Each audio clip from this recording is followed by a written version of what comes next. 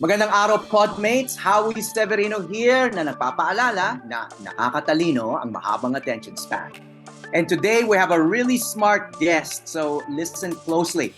Jaemark Tordecilla, online journalist, former editor-in-chief of GMA News Online, who is going to Harvard for further studies. And is one of the very few journalists who was a professional computer programmer in a previous career. Magandang araw sa iyo, Jaemark. Magandang araw, Howie, at magandang araw sa mga podmates natin. Jay, I've been wanting to do this interview for months, and we're finally here now that you're in the middle of a transition. You've gotten accepted into the prestigious Nieman Journalism Fellowship Program at Harvard University in the States, and you've also resigned recently from GMA as editor-in-chief of GMA News Online. So we'll tackle both ends of that transition. But first, a disclosure. We are longtime friends and colleagues, and you were my successor at GMA News Online. And, and further back, you helped me get started in blogging about 20 years ago when blogging was still a thing. But Jaemark, you've had a long and illustrious and colorful career. We'll start, though, with the future, with Harvard. What made you decide to apply there, create this break in your journalism career, and basically leave the country for a year, at least? Actually, interesting yung sinabi mo about yung discussions natin. No? Feeling ko, itong paksang to, itong pag-uusap na to, we've been having this same conversation for the past 2 decades at different points of technology and media. And first time maririnig ng mga podmates natin na recorded yung conversation. But we've been talking about the future of media since at least 2005. The Harvard stint is a continuation of that thought process. So I wanted to take a break to ponder the future of media. Not just in the Philippines, but even throughout the global south. And I guess developed countries can also learn a thing or two about our experiences. In particular, what I'm going to study at Harvard is trust in media organizations, what trust means, what it doesn't mean, and how we've seen it shake out in our experience the past decade at GMA. I guess you would also call it a crisis in trust, no? A crisis of trust in media. You'll be studying that in the U.S., which has its own issues, of course, no? And we have something to teach them also about trust or distrust, no? But when we were talking about the future of media in 2005, this didn't come up, diba? It was mostly almost a rosy picture of the future of media. We were quite excited, I remember. And one reason why I was getting together with you was, of course, you're from a younger generation, more tech savvy than, a dinosaur like myself. So I also wanted to learn about this new world. I've always been an optimist when it comes to technology. My background is in tech. I graduated computer science from UP Los Baños before I went into journalism. And for the most part, I think nangyari yung mga pinag-uusapan natin. Over the past decade at GMA, we've worked toward trying to reach as many people possible in as many platforms as possible. So we're the top source of news for Filipinos worldwide. They can watch our flagship newscast on whatever platform they want worldwide. So you can go on YouTube and watch the 24 Horas stream. You can watch our videos on TikTok and Facebook. So kahit hindi ka nanonood ng TV, there's a good chance that the news will reach you. But of course, yung part na political, doon medyo may problema. Not just our organization, but media organizations, not just in the Philippines, but around the world. Dahil merong bad actors na ang goal nila is to reach the consumer directly. At nagiging competitor sila, and their goals are not aligned with media's goals of reporting the truth. So sa nakita ko rin naman, hindi siya unique na case sa Pilipinas. Kahit ngayon sa Amerika, merong mga example ng mga politiko na ini-skip talaga yung mainstream media uh, para ma-reach yung target na constituency nila. Pero it's a particular problem uh, in our landscape because nawawala yung gatekeeping role ng media. Merong mga pag-aaral yung sina Jonathan Ong at Nicole Corato that si Jonathan you've had on this podcast. Meron ding pag-aaral yung University of the Philippines na pagdating sa political discourse, yung mga partisan sides, politicized sides ng audiences natin, they would rather go to the political sides directly rather than getting it from the mainstream media.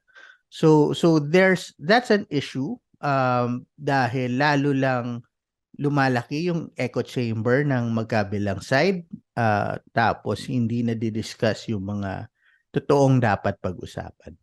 We were both optimists, of course. I mean, that's also why I continued with GMA News Online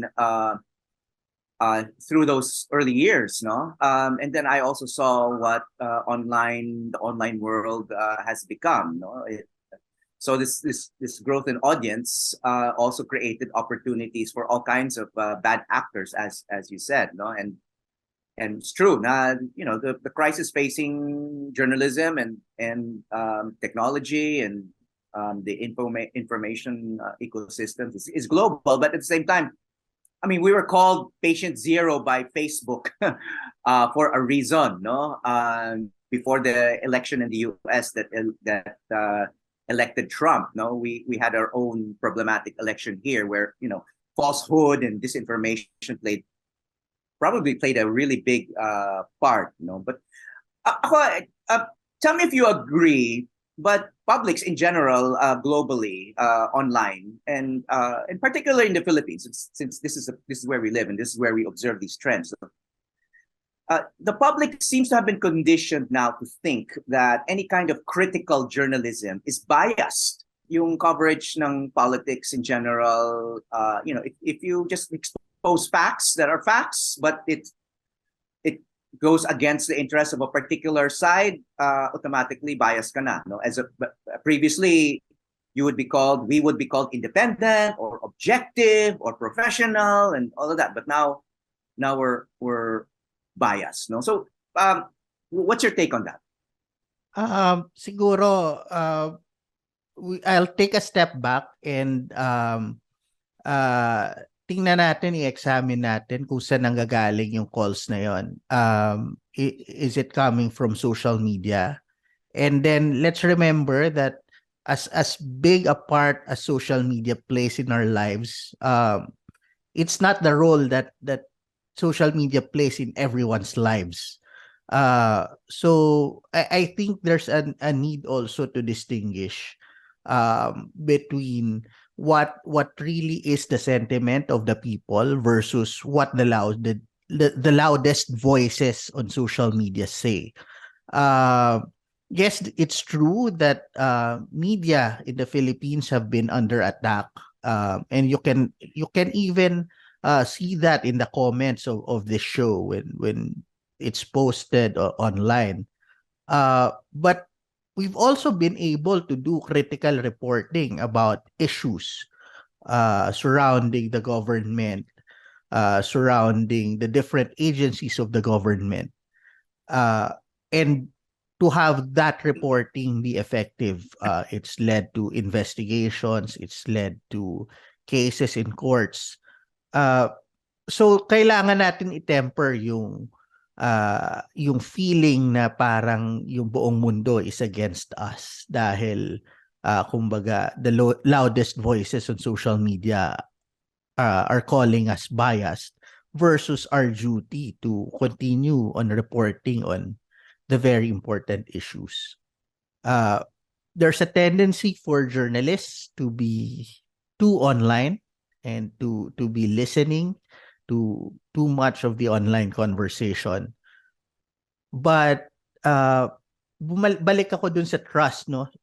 We the past 3 years or so sa surveys ng Reuters Institute, GMA has been the most trusted media institution in the Philippines in their survey. And what does that mean? Here's an example, Howie. When the war in Ukraine broke out, one of our top keywords for our YouTube channel was Ukraine-Russia war Tagalog. Another top search item was Ukraine-Russia war 24 oras. So they're looking at us to help explain the world to them. So there's still that trust. There's still the need for a source that they know that will be able to explain the world to them in their language. Remember, this is online. They can go to the BBC, they can go to the New York Times, they can go to CNN for any other source who probably has more original reporting on that particular issue. Pero gusto nila yung balita na galing sa atin dun sa lengguwahe na maintindihan nila. So kailangan i-separate natin yung sinasabi na bias tayo mula dun sa loudest voices sa social media versus ano ba yung hinihiling sa atin ng audience natin. So where do you think this trust is coming from? Kung, sabi mo nga, mataas ang trust doon sa GMA News online. Siguro institutional, no?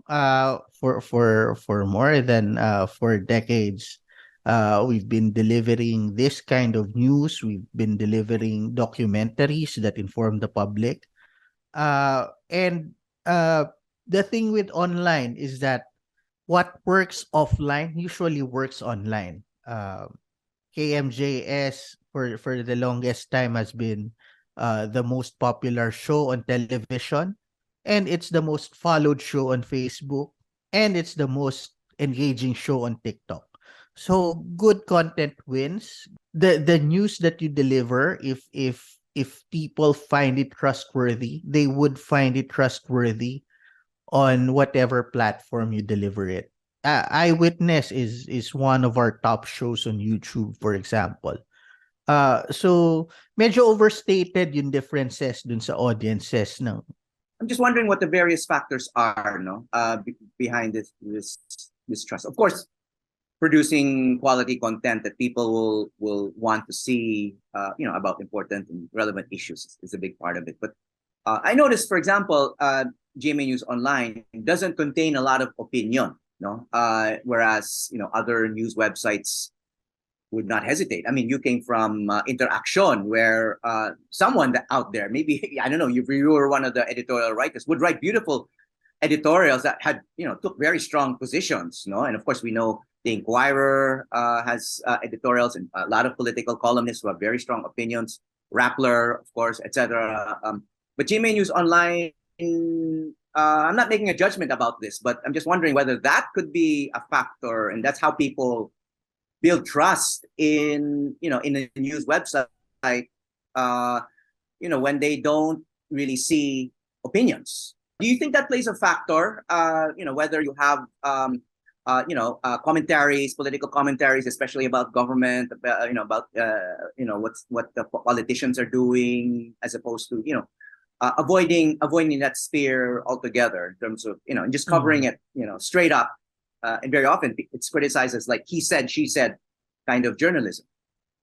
Yeah, actually yung sa opinion pages ng GMA News Online, what we found when I took over, because I'm really big on data, and we found that it wasn't what people were going to the website for, specifically not the GMA website for. So ang DNA kasi ng GMA, we're a television station that does a lot of video, that does a lot of breaking news, that does a lot of features and in-depth reporting on particular stories. And so that DNA we try to translate online. the other publications you mentioned, like the Inquirer, for example, they have a long tradition of having an opinion page and the editorial page, and having their writers try to set the agenda uh, for the discourse. While GMA has always been more of a shotgun, like our news, we try to reach the masses, diba? Even the language that we use on our newscasts. Uh, we use Filipino to be able to reach yung tinatawag natin sa newsroom natin si Aling Barang. We try to explain those issues to them.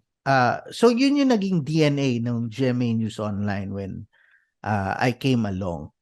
And I think that helped us in number one, we have unique stories that may not be found on other platforms, specifically because of that DNA. And so we just try to translate what we've been doing on television for the longest time into our different platforms online. So yes, that's GMA News Online, the news website. But also all our video publishing platforms where we produce both original shows, we do excerpts of the reporting that we do, and in even full episodes of our documentaries and our newscasts. Um, I I don't know if that helps in terms of trust, but what we found is that offline and online trust go hand in hand. People don't look at it as oh, I like their offline offerings, but I don't like their online. So I think for the most part, people look at it like as a whole. So I think the reputation really preceded us in this case.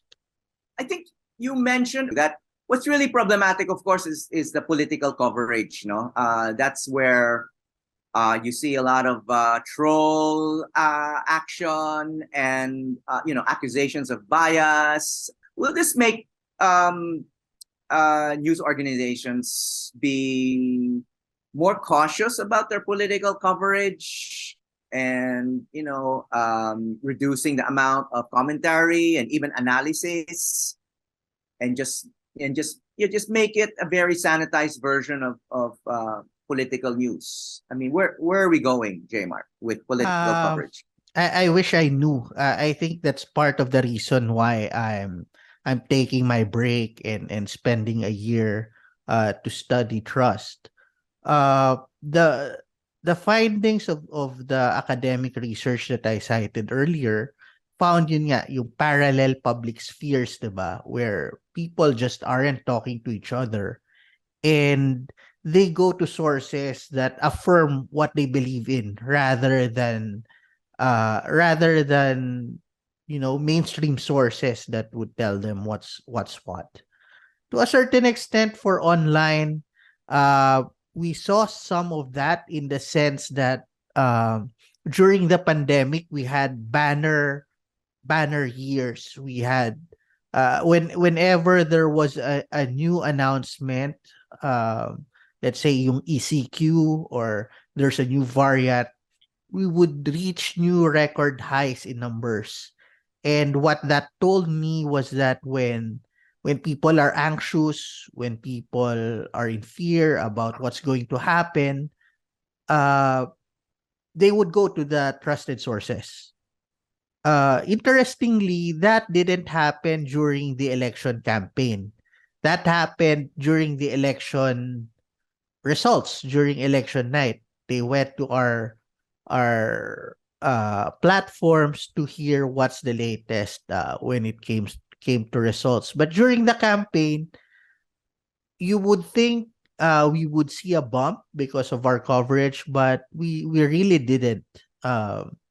And I think it dovetails into what the academics found, where people go to the sources that affirm their beliefs.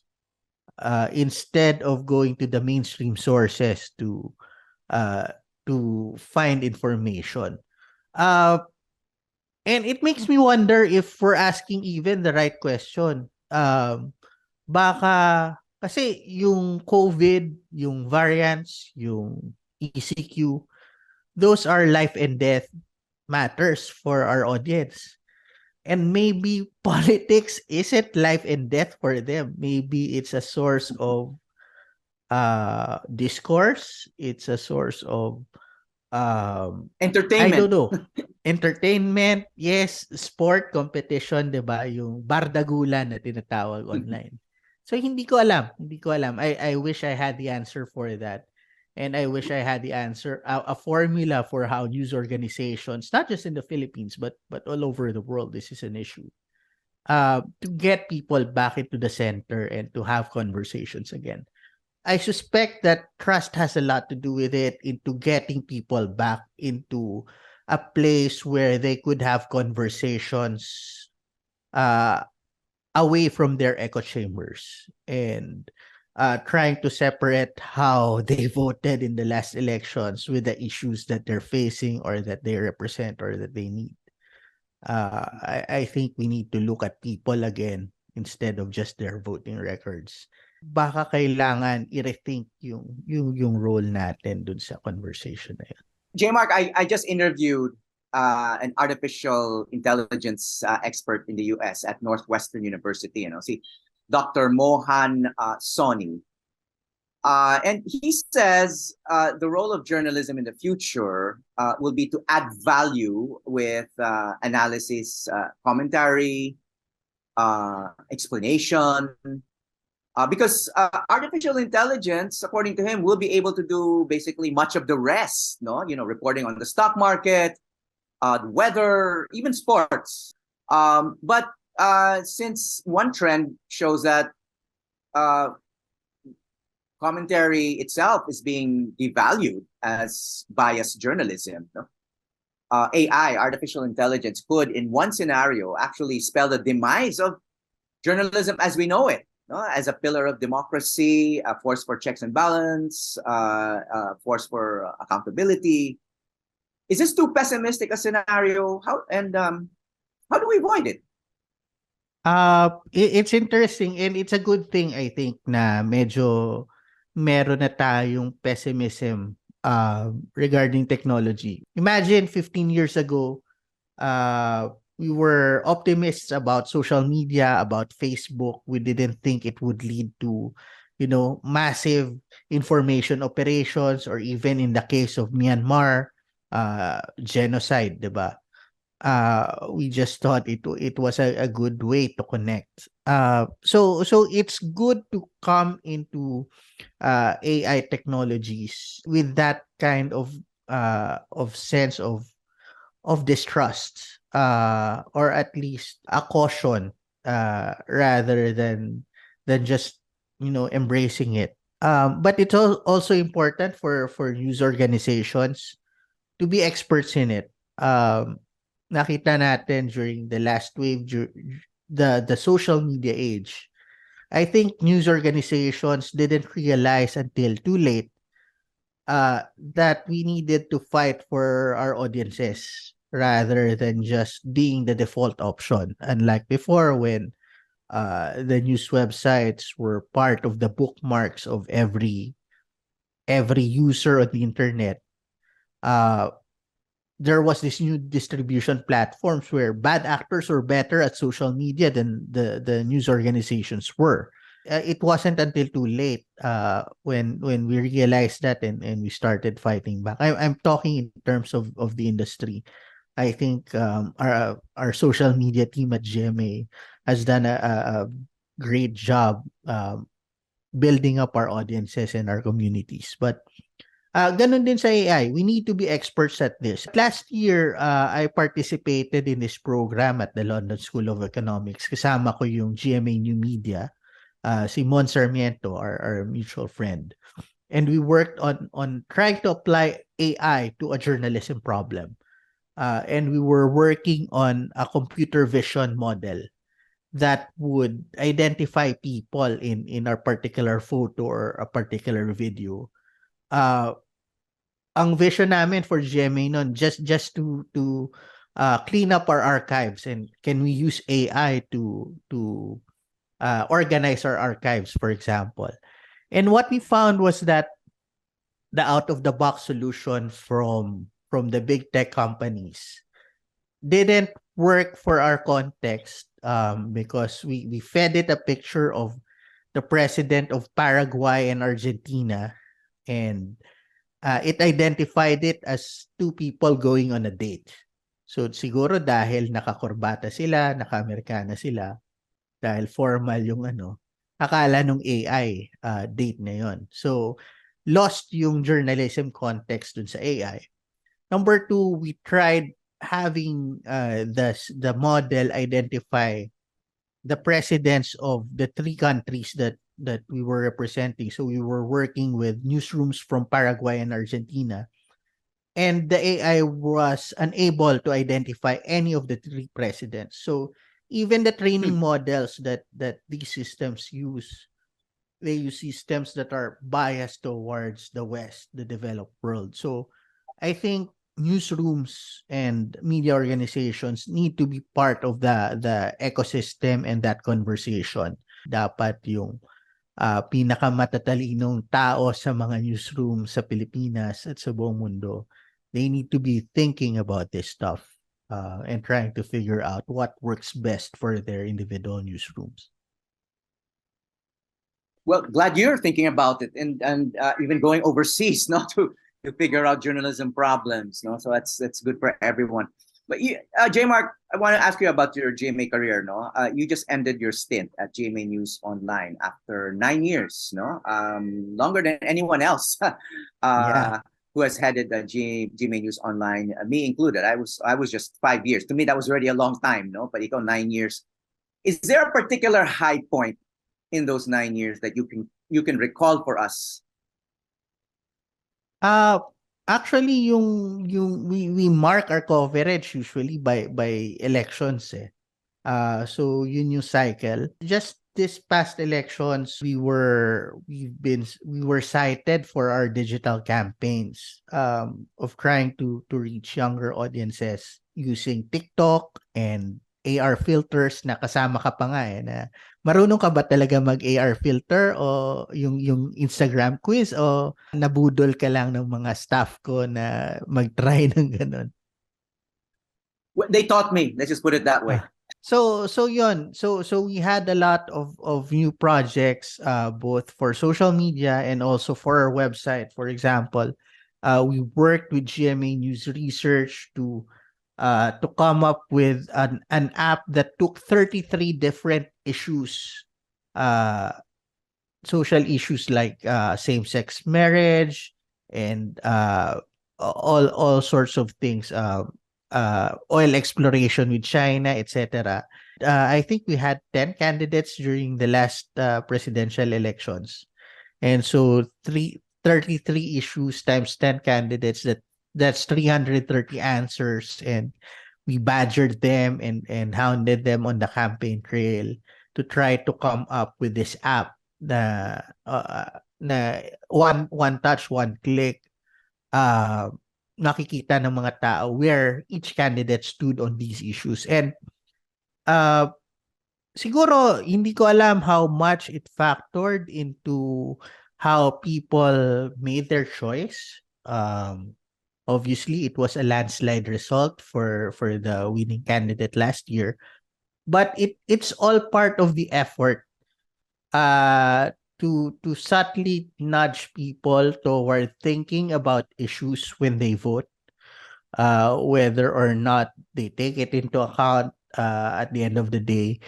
The message has always been you have to think of who you're voting for because it has big implications in the future of the country. So I think we did that well during the last election. So aside from the app, we also had a Wordle clone called Word Election, where we had them guess yung mga traits na gusto mong makita sa isang leader. So it's a subtle way also of nudging, especially young people, into thinking about values and thinking about issues when they vote during the elections rather than just personalities. But despite all of that, no, makikita mo ang dami pa rin naniwala sa mga false narratives. Disinformation was really going around, and may mga troll armies pa rin na halos walang control, and and there's an assumption many voters base their judgments and decisions on falsehoods, basically. Would you say that it also reflects a failure on our part, failure of the news media, mainstream media, that we haven't effectively countered this universe of lies? I think it's more complicated than just deterministic na you feed people lies and they see it on social media, therefore they will vote this way. If it were that easy,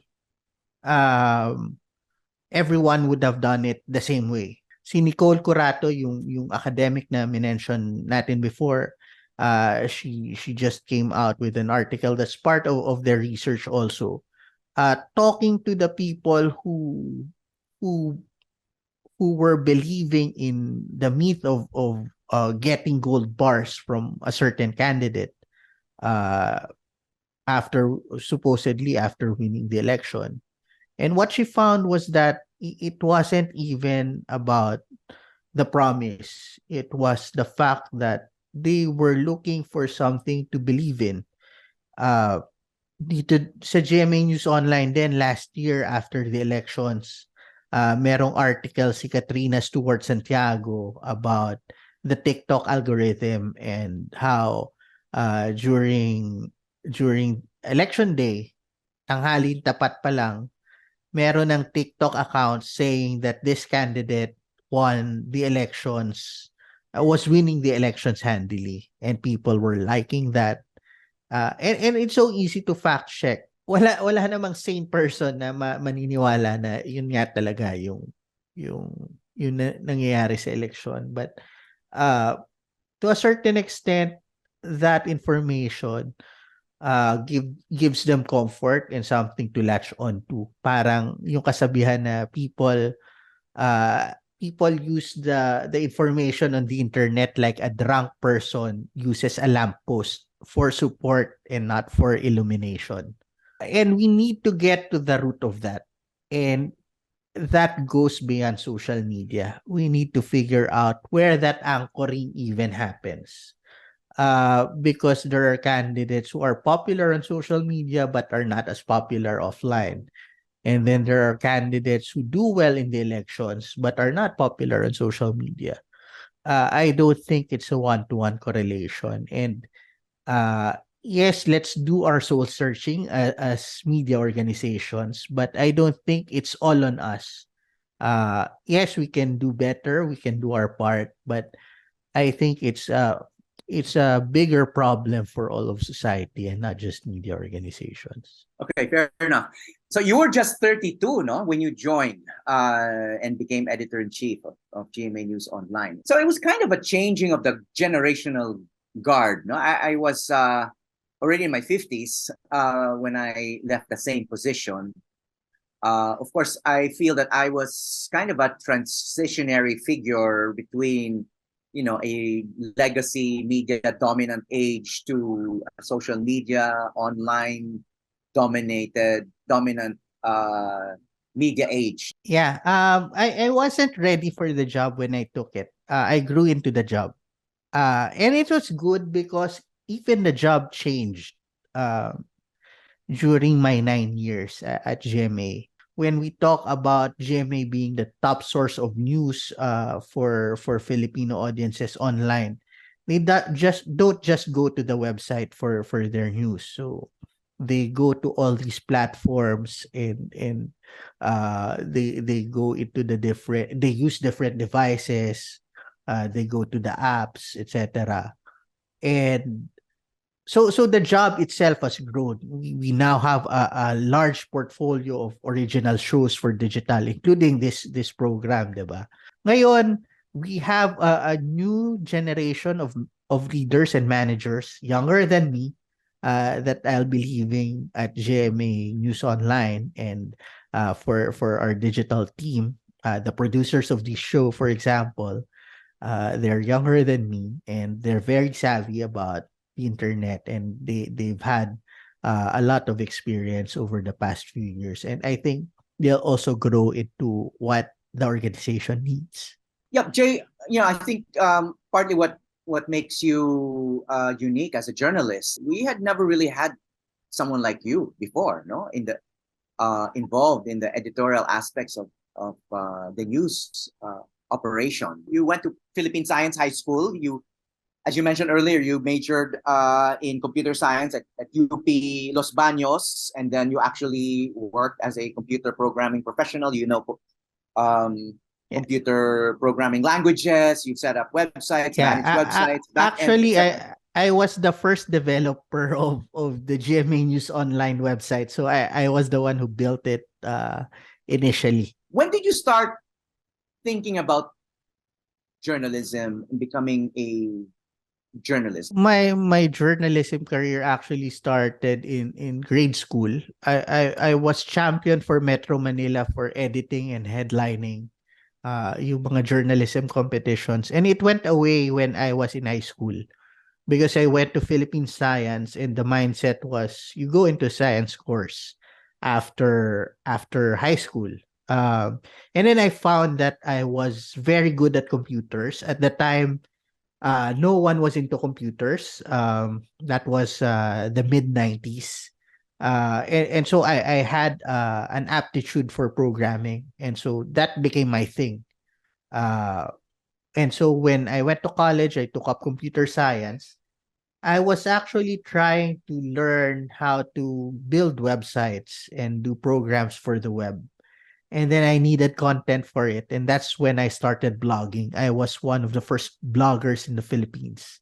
But I had to write because I needed stuff for my website in college, uh, to be able to learn programming. Dun na rin ako nagsulat ulit.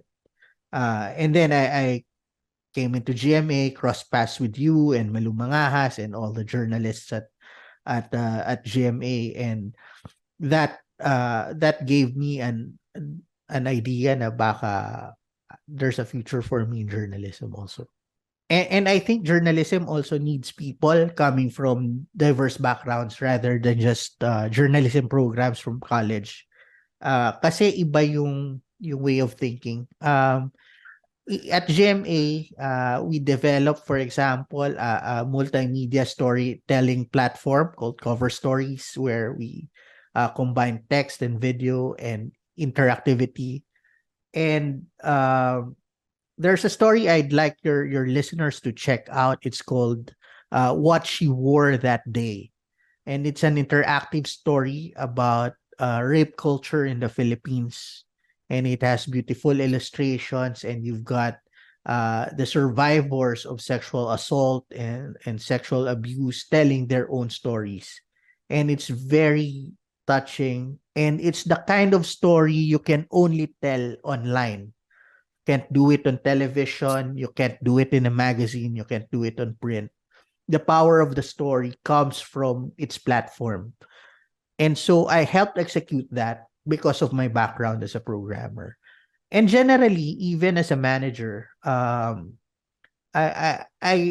think in a unique way where I think about platforms and products and how we can use bits and pieces of production and how to apply it to other things. For example, the template we used for the Howie Severino podcast, we use it for Tia Arcangel's podcast and Nelson Canlas' podcast, and ganun din for other journalism products we develop for the web. So we use it for newsfeed, which is for news, but we use it also for other topics that like tech and good news, and so I think my perspective as a tech person helps na ganun ako mag-isip, rather than just uh, if I just graduated from a journalism course and became a journalism manager right off that. Jay, no, you've been around in media for a while, no? You were involved in traditional media, the television station, and then you witnessed the explosion of digital media, and you had a major involvement there in a leadership position. No, so given the landscape lately, with newsrooms, shutdowns, itong one pundit called it the enshittification of social media platforms. No, itong basically social media platforms are rapidly filling up with garbage. So what's your take on this and the future of this beast that we're all involved in digital journalism? What's your hope and any advice for aspiring journalists in particular? I think journalists since for the past 100 years have been decrying the impending death of journalism. So it's been dying for 100 years now, and yet we're all still here. Things change, and that's good for young journalists to figure out and realize. In the 90s, it was a big deal when the broadsheet started PageMaker, and then colleges started teaching PageMaker. 10 years ago, it wasn't even a requirement to be good at social media. And now it's one of the biggest prides of our organization that we're good at social media. It wasn't a thing 10 years ago. 10 years from now, it might be a thing where people are good at AI and they know how to use prompts and they know how to use these tools. And so I say all that to say na you need to learn constantly. Things will always change. Things are never as bad as they seem. We all need to adjust and learn throughout this life. It's a very long career, as Howie would attest to, and that the transformation comes at a breakneck pace. Okay, many people first heard your name because of a blog you had for several years, no, a sports blog. Fire Kinito, no, you mentioned blogging earlier. You started blogging at GMA, but you were best known for this particular blog, no, Fire Kinito. It had a voice, no. It was a snarky voice, irreverent, but at the same time, it was researched, and it was informed. You commented on a lot of things about sports, and you, in a way, you became kind of a celebrity because of that. You gave talks. You gave a TED talk, which I saw, no, 10 years ago when you in your blogging heyday. So you had a fairly unique voice. Why did you stop? Because I was hired by a news website, so I had to run the news website, and I had to wear a different hat. And interestingly, the blog was called Fire Kinito, and I even had a chance to work with Kinito Enson himself during my next job. So it was sort of awkward, but it worked out. Wait a minute, hold on. I've always wondered about that. Why do you say it was fairly awkward? What did he think of it? What did he think of the name? What did he think I of your don't content? think he was a fan. So he never talked to me about it. But we just never did. worked on. Yeah, he never did. Despite working closely together, and you're both of your sports journalist celebrities. I don't. Yeah. Wouldn't it have been a natural conversation? Yeah. I don't think he was a fan. There were others that I criticized in the blog who took it better and who became friends. But I guess he wasn't a fan of the name, I guess. So let's give him that. But he read it. I don't think so. He never told me either way or gave any Oh, indications that's too either bad. way. Yeah, So yeah. he might have missed out on it. So did you miss, I mean, all these years, no, up to now, no? I don't see you blogging. You haven't really shared much of your own writing for Yeah. years now. Do you miss it? Do you miss writing for a public audience? Do you miss having that voice? Yes, yung Fire Kinito, I think part of the reason why it ended was that it completed its mission. It was trying to do a revolution, and then the revolution succeeded, and it was time to govern, because after that I was running a Why sports do you say it website succeeded? myself, because it was trying to nudge the sports media in the Philippines into a certain direction. We were trying to push for better coverage, to push for more coverage, to do more in-depth pieces, to cover more sports, etc. Rather than just the standard game reports. And usually dati nung panahon na yun, puro mga chismis pa tungkol sa love life ng mga player yung laman ng Mm-mm. pages. And then after that, I was hired to run a sports website, and so I had free reign to cover sports the way I always wanted mainstream local media to cover sports. And after that, because of the success of that site, many other sports websites sprung up, and they were doing the type of coverage that we were trying to do also. And so I think uh, the sports media landscape is doing much, much better now than it was a decade and a half ago. There are advocacies, for example, a focus on women's sports, a podcast doing that, and uh, all the niche sports find their communities online. So I think it's in a much better place. There's discourse about how coverage shouldn't involve the looks of the players anymore. Yung mga ganon. And I think all those things are good things for the sports landscape. So yeah, it's not necessary anymore, because a lot of the things that it was fighting for happened. Mhm. Okay, well, in your sports blogging heyday, no, back in 2012, you gave a TED talk at UP, no, Diliman, and part of what you were discussing was a lament that we didn't win a single medal in the London Olympics that year. No, we also didn't do very well in the last Southeast Asian Games then. No, fast forward, now we have a gold medalist. No, si Hayden Diaz.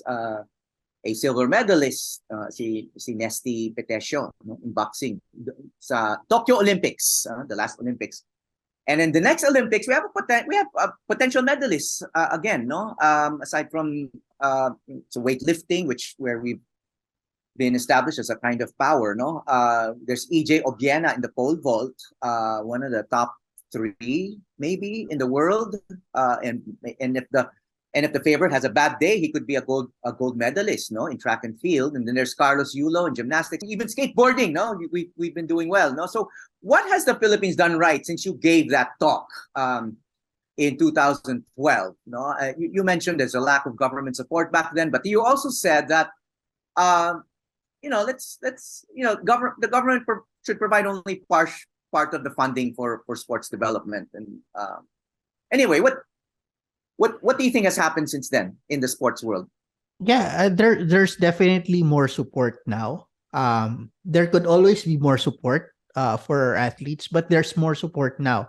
I think when I made that talk, I was setting up this joke na actually hindi lang sa basketball mahilig yung mga Pilipino, 'di ba? Kasi that's the usual refrain, but in the 80s, si Rolando Navarrete naging champion sa boxing, nagkaroon siya ng pelikula.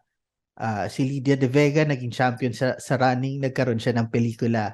Si Eugene Torre naging champion sa chess, nagkaroon siya ng pelikula. So Actually, nagiging movie stars pa nga yung mga champion natin Yeah, and sa excuse me, sport. Jay. Part of the joke was they were much better at their sport than they were in acting. Yes, exactly. Kahit si Eugene Torre, ka-love team pata niya si Vilma Santos dun sa movie niya. And we saw that also with Manny Pacquiao. He became a movie star. He became a recording artist before becoming a senator, obviously. But we love our champions. We celebrate our champions. We celebrate Heidi Lim now. But the point I was making then was that the athletes need our support even before they're champions. And to a certain extent, we're doing that better now. We know about EJ Obiena and Carlos Yulo even before they haven't won the Olympic medals, but they're contenders. So we know about their stories. We've done a better job telling their stories. When EJ Obiena posts on social media about the problems he's having, he's able to rally support from supporters. And I think at that level, okay sila. Obviously, again, uh, more support is always useful. But at that level, I think nabibigyan sila nung support enough to for them to be able to excel in their respective fields.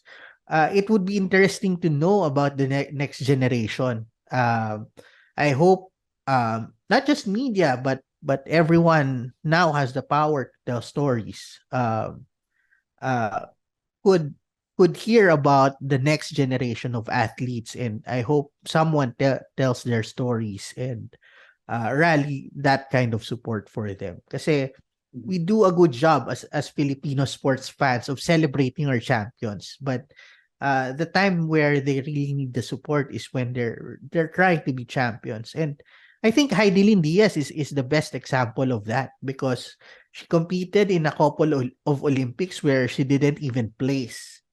And if you were miserly about it, you would question bakit pa siya pinapadala hindi naman siya nagpe-play sa Olympics na yan. But I think the leaders of sports rightfully saw it as a worthy investment, and I think she also did a great job pushing through, and that should be a lesson for all of us na hindi lang to the story doesn't begin and end at the highest level of competition.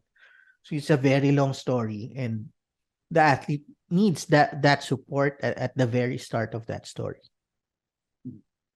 Jay, in the same TED Talk, no, back in 2012 at UP, you also defended our national passion for basketball. As you know, there's always been a lot of hand wringing about basketball, how it sucks away too much of our resources for sports, and we'll never be great again. We'll never be a world power again because we have a natural disadvantage, because we're a nation generally of short people, But you also said, you gave a counter argument. You said in our own spheres, we dominate, We dominate in the Southeast Asian Games. Sabi mo nga, sa SEA Games, kikindat lang sa kalaban, mananalo na tayo, Actually, hindi na totoo kasi natalo tayo sa SEA Games during the last SEA Games, and then nabawi natin yung gold medal this year. Well, exactly. Well, I was getting to that point, In the last SEA Games, before we won the gold, Luckily we won the gold. Otherwise, we would still be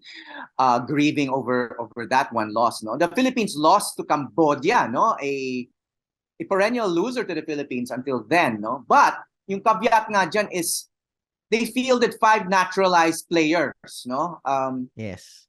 They didn't violate any rules kasi ang rule yata dun sa SEA Games, unlike other international competitions, as long as you hold the passport of that nationality, you can compete for the team, But ang dami mong marinig na reklamo galing sa Pilipino, But the irony there is the Philippines was probably a pioneer in fielding naturalized players, I mean, if you go back to the Jones Cup, and we've always had naturalized American players who we got for their talent and size, So misplaced ba itong itong resentment, or is it simply because parang Cambodia did something that the Philippines has always done but took it to a different level, no? I don't know if we would ever field 5 naturalized players, no? I mean, I think that would be considered scandalous, no? Pero, one would be okay. And we did have one, si Justin Brownlee, and there si Chris Ross. I don't know if he has any Filipino blood Yes, and yes. and the German Filipino, but I don't know if you would consider them imports, no? Kasi they didn't learn their basketball in the Philippines. But anyway, what's your take on this? Should there be new rules? Otherwise, baka makita ng ibang bayan yan, yung mga Laos, yung mga ibang countries na hindi walang pag-asang talunin ng Pilipinas kung hindi sila mag-field din ng mga naturalized players. Mamaya, the SEA Games are going to be full of naturalized players, and the Philippines will have to follow suit, di ba? Otherwise, matatalo tayo and we're gonna have even more hand-wringing about basketball. No, actually, we need to get to a point. Okay lang yun eh. Kasi Cambodia lang naman mangyayari yun. Kasi it was special. Cambodia hosted the SEA Games and they made up their own rules basically. So they tried to win and we won anyway. And we need to get to a point where if we're really going to be the basketball country, diba? Na we have books written about us and our passion for basketball, we should be able to beat Cambodia even if they had 12 imports. Just because we need to own that excellence in basketball, given all the resources that we have, that we throw into it, and not just corporate resources. Imagine every town plaza in the Philippines has a basketball court. So in terms of infrastructure, diba, people are just more likely to be playing basketball than any other sport in this country. So our talent pool is unnaturally large for compared to any other country in the region. So dapat kaya nating talunin yon kahit ilan pa yung naturalized nila. And we need to get to that level if we want to own it as the basketball country. In terms of imports naman, it's part of our basketball culture din eh. Na kahit sa probinsya pumunta, na may paliga. Yeah, sa barangay league lang eh. Maging merong hugot, diba? taga dyan ba talaga yung guy na yan? O, di ba? May import. And tayo rin yung nagpauso nun in our professional league, yung PBA. There are iconic players who washed out of the NBA and who found success and legendary status in the PBA. People like Billy Ray Bates, who was even part of a book by David Halberstam na ang ano niya, he was the tragic failure in that book because he couldn't get past his demons. And then he came to the Philippines and his nickname was Black Superman, diba? He won championships in the PBA and is looked at as a legendary figure. And who's to say that Billy Ray Bates doesn't deserve that spotlight and that legend status, even if it happened in the PBA and not the NBA, diba? So that's part of our basketball culture, celebrating. Let's face it, they're flawed players. That's why they didn't make it to stardom in the big leagues, diba? But we found what was special about these players, and they became part of our system and our teams and our culture. And I think that's fine to have that be represented on the international stage. Na hindi naman natin makukuhang import si LeBron eh. So ang mananaturalize natin, it's always going to be someone who's good but not good enough to be a star in the NBA. And so we need to find what's special about that player, that naturalized import, and how he integrates to our system, our country, our culture. And that's part of our basketball identity as a country. Well, speaking of imports, no, I mean, even college basketball teams now need to have imports if they're going to compete, no. Almost every major college basketball team has an import, no. And college basketball is supposed to be amateur league, diba? Pero we we all know that there are various incentives to bring in imports and not just imports, but star players from the provinces, 'di ba? Parang may minsan parang isipin mo may bidding war, no, among major college teams to get the best players from around the country, and to entice these foreign players to play for them, no?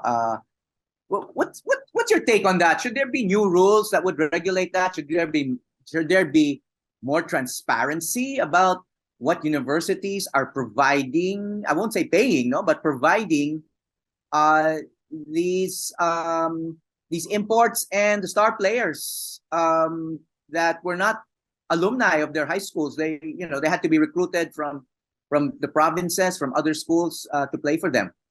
Actually, in that sense, yung sistema sa Philippine basketball, at least sa collegiate level, in some ways it's more progressive than what they have in the United States sa USNCAA, 'di ba?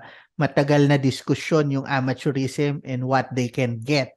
And for the longest time, the NCAA in the United States was making billions of dollars from sponsorships and television contracts, and none of it was trickling down to the players. Recently, they enacted a rule where a player can now monetize Endorse. yung name, image, and likeness, yung NIL rule, where they can do endorsements and have some money while they're in college. So in many ways, yung pino-provide nung universities for these players, it's actually more progressive, because if the player will give his heart and soul into playing for a school, then I think it's only right that he or she be compensated for that.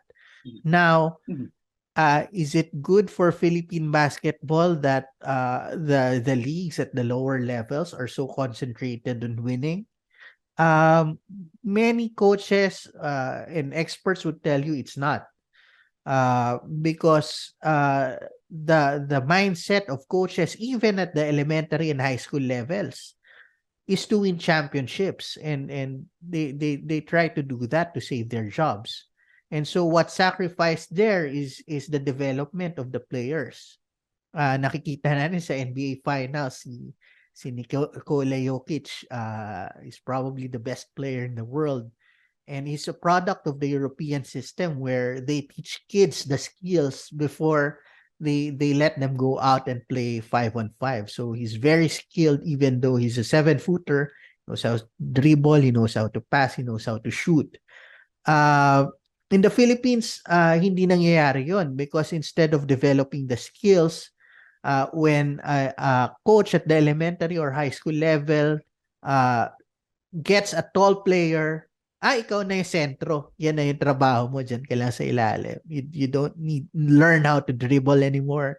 Don't learn how to shoot from the outside.